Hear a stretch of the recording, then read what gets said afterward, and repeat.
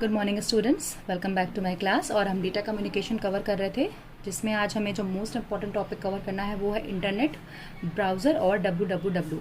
तो आइए सबसे पहले हम बात करते हैं इंटरनेट की। तो इंटरनेट आपका एक ऐसा इंफ्रास्ट्रक्चर है जिसके द्वारा आप विभिन्न कंप्यूटर्स के मध्य में कनेक्टिविटी को स्थापित करते हो। अगर आप एज अ यूज़र दूसरे यूज़र से कनेक्ट होना चाहते हो तो इंटरनेट का यूज़ करके आप ईजिली उससे कनेक्ट हो सकते हो। एक ऐसा ग्लोबल डेटा कम्युनिकेशन सिस्टम है जो कि विभिन्न कंप्यूटर्स के मध्य में कनेक्टिविटी को स्थापित करता है। दूसरी इंपॉर्टेंट चीज़ है आईपी एड्रेस। आईपी होता है इंटरनेट प्रोटोकॉल। इंटरनेट प्रोटोकॉल जो आपका एड्रेस होता है वो हर एक मशीन का, हर एक डिवाइस का, चाहे वो सिस्टम्स हो आपके, चाहे वो आपका लैपटॉप हो, सबका अपना एक अलग आईपी एड्रेस होता है, जिसके द्वारा हम हर एक डिवाइस को जो कि हमारे नेटवर्क से जुड़ी है और इंटरनेट का इस्तेमाल करती है उसे हम आइडेंटिफाई कर सकते हैं। जनरली आईपी एड्रेस का इस्तेमाल हम साइबर क्राइम्स को डिटेक्ट करने के लिए भी करते हैं, जिसके थ्रू हमें ये पता चल जाता है कि कोई भी साइबर क्राइम अगर किसी भी सिस्टम से हुआ है तो उसका कौन सा आईपी एड्रेस है जिससे ये डेटा भेजा गया है। कुछ इस प्रकार से इसका फॉर्मेट होता है। आप शायद लैपटॉप वगैरह अगर आपने देखा हो तो उसमें ये एड्रेस देखिए आपको मेंशन होता है। डॉट से हम इसे अलग करते हैं। राउटर्स आपकी एक ऐसे डिवाइसेस होती हैं जो कि आपके डेटा को शॉर्टेस्ट पॉसिबल पाथ से करेक्ट जगह पे राउट करती हैं कि डेटा को भेजना कहाँ है। जब भी आप अपने सिस्टम से डेटा को दूसरे सिस्टम के लिए ट्रांसफ़र करते हो तो राउटर्स का हम इस्तेमाल करते हैं, जिसके द्वारा डेटा को प्रॉपर पाथ पे राउट किया जाता है। ठीक है, अब आती है बात www की, जिसको हम कहते हैं वर्ल्ड वाइड वेब। हमने ये कहा कि आप इंटरनेट के माध्यम से सिस्टम्स के मध्य में कनेक्टिविटी स्थापित करते हो, परंतु जब भी आपको डेटा को कहीं से एक्सेस करना होता है तो उसके लिए आपको www यानी वर्ल्ड वाइड वेब की आवश्यकता पड़ती है। वर्ल्ड वाइड वेब आपका एक ऐसा आर्किटेक्चरल फ्रेमवर्क है जिसपे सारे डॉक्यूमेंट्स आपके पास मौजूद हैं। आपको सिर्फ इसका इस्तेमाल करके डॉक्यूमेंट्स को एक्सेस करना होता है। लार्जेस्ट कलेक्शन ऑफ इंफॉर्मेशन है और एक ब्राउज़र प्रोग्राम का इस्तेमाल करके हम इन डेटा को एक्सेस करते हैं। ठीक है, तो www क्या है? Largest collection of information. कि आपको अगर इंटरनेट का इस्तेमाल करना है तो आप इंटरनेट का इस्तेमाल करोगे किस लिए? डेटा को एक्सेस करने के लिए। तो वो डेटा आपका लार्जेस्ट कलेक्शन ऑफ फाइल्स के फॉर्म में www पे पड़ा है। आपको किसी भी एक ब्राउज़र प्रोग्राम को लेना है और अपने डेटा को एक्सेस करना है।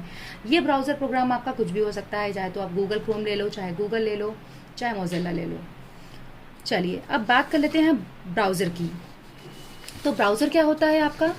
ब्राउज़र क्या है? वैरायटी ऑफ वेंडर्स आजकल आपको अपनी सर्विसेज देते हैं कि आप उन वेंडर्स का इस्तेमाल करके अपने डेटा को एक्सेस कर सकते हैं www यूज़ करके। ब्राउज़र्स में आपके फिर वही मोज़िला है, इंटरनेट एक्सप्लोरर है, क्रोम है, ये सब का आप इस्तेमाल करते हो।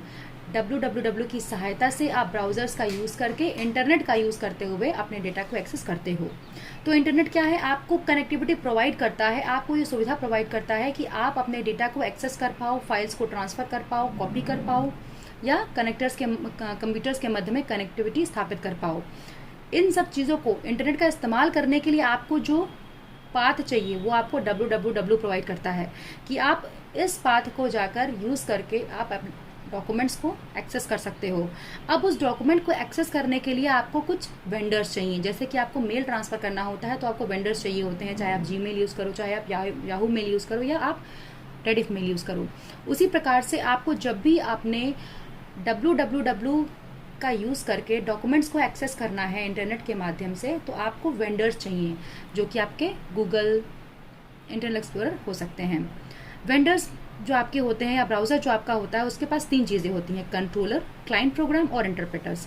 तो जो कंट्रोलर होता है वो आपका इनपुट रिसीव करता है किससे? माउस या कीबोर्ड से। फिर क्लाइंट प्रोग्राम का इस्तेमाल करके, चाहे वो HTTP हुआ, FTP हुआ, hyper text transfer protocol, hyper text transfer protocol, यानी कि आपका वॉइस भी होगा, वीडियो भी होगा, ऑडियो भी होगा, डेटा भी होगा, इसीलिए इसको हम कहते हैं हाइपर टेक्स्ट, ताकि ये सारी चीज़ें कवर करता है अपने अंदर: डेटा, वीडियो, वॉइस एक्सेट्रा। ठीक है, फाइल ट्रांसफ़र प्रोटोकॉल या SMTP, simple mail transfer protocol, ये सब आपके क्लाइंट प्रोग्राम्स है कि आपको एज अ क्लाइंट किस प्रोग्राम की आवश्यकता है। हम अगर क्लाइंट हैं और हमें सर्विसेज को यूज़ करना है तो हमें HTTP चाहिए कि अपने डेटा, वॉइस और वीडियो को भेजना है, फाइल को ट्रांसफ़र करना है या मेल को ट्रांसफ़र करना है।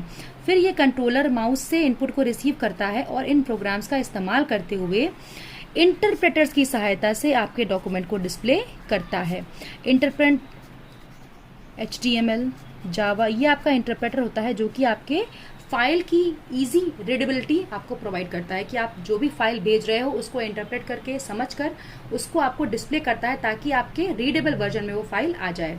HTML होता है आपका हाइपर टेक्स्ट मार्कअप लैंग्वेज, जो कि आपके सिस्टम की लैंग्वेज होती है, जो कि आपकी सिस्टम समझती है। जब भी आप कोई फाइल एक्सेस करते हो या देखते हो तो सिस्टम उसे इंटरप्रेट करती है, समझती है और आपको इस फॉर्मेट में रीडेबल कराती है कि आप उसको इजीली पढ़ पाओ। तो ये तीनों आपस में लिंक्ड है, इंटरनेट, www और ब्राउज़र। ब्राउज़र आपका वो वेंडर है जिसके द्वारा आप डॉक्यूमेंट्स को एक्सेस करते हो। www आपका वो फ्रेमवर्क है जिसपे डॉक्यूमेंट्स रहते हैं और इन डॉक्यूमेंट्स को एक्सेस करने के लिए इंटरनेट आपका वो माध्यम है जिसका आप इस्तेमाल करके इन वेंडर्स का यूज़ करके डॉक्यूमेंट्स को पढ़ सकते हो। तो ये तीनों चीज़ें आपस में इंटरकनेक्टेड हैं। इंटरनेट आपका हो गया, कनेक्टिविटी प्रोवाइड करता है विभिन्न कंप्यूटर्स के मध्य, ठीक है। www आपका एक ऐसा फ्रेमवर्क है जिसपे सारी इंफॉर्मेशन आपके पास अवेलेबल है, बस आपको उससे एक्सेस करनी है। एक्सेस करने के लिए आपको जो वेंडर्स चाहिए वो आपके गूगल हो गए या मोजिल्ला हो गया, depending upon your requirement. Browser के पास 3 चीज़ें होती हैं, कंट्रोलर, क्लाइंट प्रोग्राम और इंटरप्रेटर्स। कंट्रोलर इनपुट को माउस से या कीबोर्ड से रिसीव करता है, फिर किसी भी क्लाइंट प्रोग्राम की सहायता से डिपेंडिंग अपॉन योर नीड कि वो FTP है या हाइपर टेक्स्ट ट्रांसफर प्रोटोकॉल है या SMTP है, आपको फैसिलिटी प्रोवाइड करता है। और फिर इंटरप्रेटर की सहायता से उसको हम अपने मशीनी लैंग्वेज में वो पढ़ता है और फिर आपको इस फॉर्म में अवेलेबल कराता है कि आपको वो डॉक्यूमेंट इजीली डिस्प्ले होकर रीडेबल हो जाए। अब आइए पढ़ते हैं ISDN के बारे में, जिसे हम कहते हैं इंटीग्रेटेड सर्विसेज डिजिटल नेटवर्क। तो ISDN का जो पूरा बेसिक मोटो था वो ये था कि आपकी जो पूरी टेलीफोनिक सेक्शन है उसको डिजिटाइज करना। आपका डिजिटल टेलीफोनी और डेटा ट्रांसफ़र सर्विसेज को आपस में कंबाइन करता है। ये 1976 में सबसे पहले इसको डिटेक्ट किया गया था या ये डेवलप किया गया और डिजिटल टेलीफोनी और डेटा ट्रांसफ़र सर्विसेज को आपस में कंबाइन करता है। ISDN का जो पूरा मोटो था वो ये था कि जो आपकी एग्जिस्टिंग टेलीफोन नेटवर्क्स हैं उसको डिजिटाइज कर देना, डिजिटल कर देना, ताकि ऑडियो, वीडियो और टेक्स्ट को हम इजीली टेलीफोन लाइंस पे भेज सकते हैं, ठीक है। 3 तरह की सर्विसेज ये प्रोवाइड करता है, बियरर सर्विसेज, टेली सर्विसेज और सप्लीमेंट्री सर्विसेज।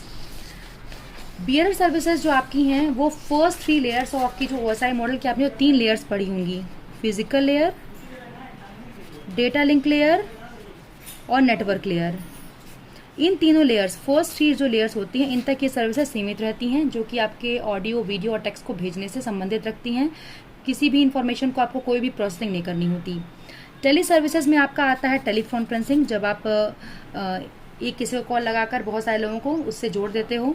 टेलीफोनी और टेलीफैक्स, ये आपकी जो होती हैं 4 to 7 लेयर्स जो आपकी OSI की होती थी उनमें वर्क करता है। Session layer, transport layer, presentation layer और एप्लीकेशन लेयर, ये जो आपकी सर्विसेज होती हैं ये इन 4 लेयर्स पे वर्क करती हैं। बाकी जो आपकी सप्लीमेंट्री सर्विसेज होती हैं वो आपकी एक्स्ट्रा सर्विसेज प्रोवाइड करता है ISDN, जैसे आपकी रिवर्स चार्जिंग हुई, कॉल वेटिंग हुई या मैसेज हैंडलिंग हुई। तो ISDN का जो पूरा मोटो था वो ये था कि आपके एग्जिस्टिंग टेलीफोन नेटवर्क को डिजिटाइज कर देना, डिजिटल टेलीफोनी को आपके वीडियो, वॉइस और डेटा से कंबाइन कर देना। 3 सर्विसेज आपकी देता है, बियरर सर्विसेज, टेली सर्विसेज और सप्लीमेंट्री सर्विसेज। बियरर में आपकी फर्स्ट 3 जो बेसिक लेयर्स होती हैं उस पर काम होती हैं, या तो ऑडियो वीडियो को भेजना, और जो टेली सर्विसेज होती हैं वो टेली कॉन्फ्रेंसिंग हुई, टेलीफैक्स हुआ कि आप टेलीफोन का यूज़ करके फैक्स भेज रहे हो। ये 4 से 7 लेयर्स तक सीमित रहती हैं। और जो सप्लीमेंट्री सर्विसेज होती हैं वो होती हैं call waiting, message handling and reverse charging. तो आई होप सो स्टूडेंट्स आपको ये आज का लेक्चर समझ में आया होगा। आप इसको स्टडी कीजिए और अपनी क्वेरीज डेफिनेटली पोस्ट कीजिए। तब तक के लिए थैंक यू।